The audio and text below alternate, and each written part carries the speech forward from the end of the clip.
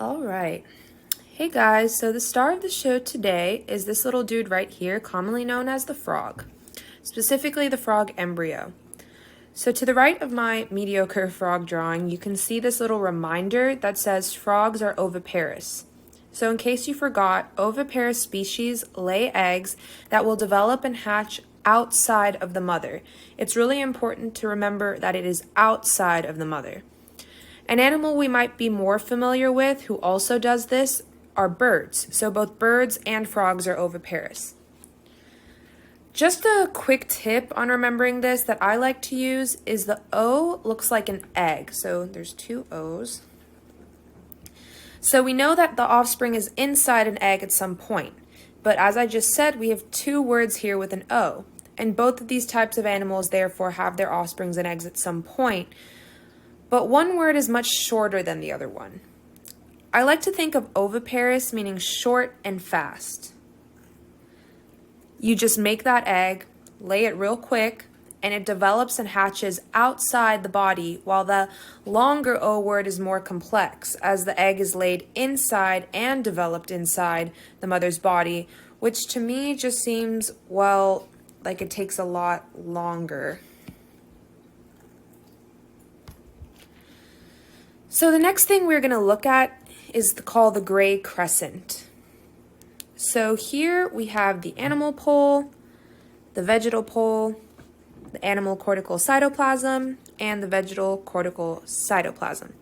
So during fertilization, the sperm comes in real fast, just like the flame show, and enters at one side of the egg. So this would be the point of sperm entry.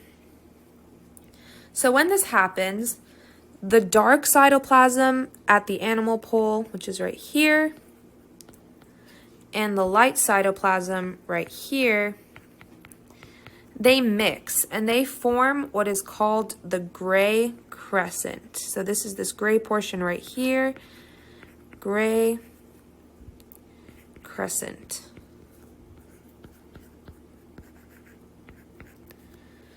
All right.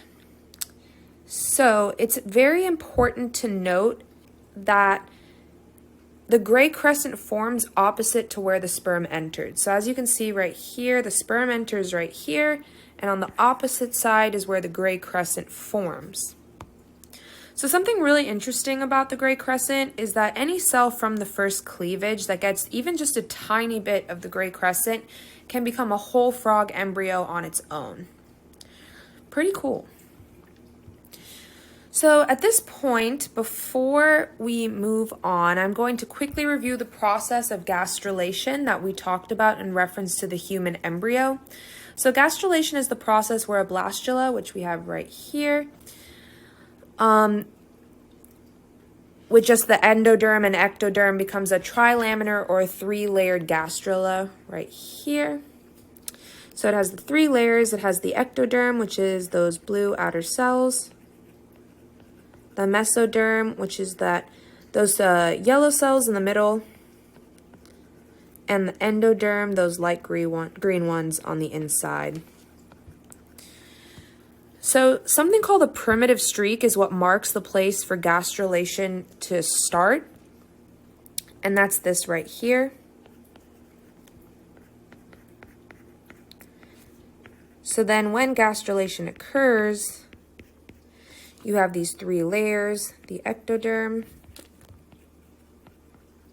the mesoderm, and the endoderm on the inside. So the thing is, frogs don't have a primitive streak. So if frogs don't have a primitive streak, then where does gastrulation begin in the frog embryo? So it actually begins in a structure called a dorsal lip. So in frogs, gastrulation begins when the cells from the gray crescent, which we discussed earlier, they move inward and form the dorsal lip. So this is the structure right here, the dorsal lip. At this point, the frog embryo will go through the process of becoming a trilaminar embryo. And just a reminder here, the blastopore, right here, this little opening,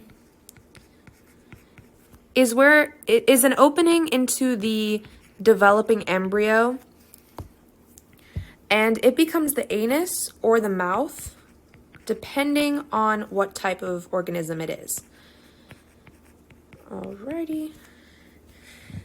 So that's it for today. If you have any questions, please feel free to reach out to me or any other team member, and I hope you have a great one. Bye.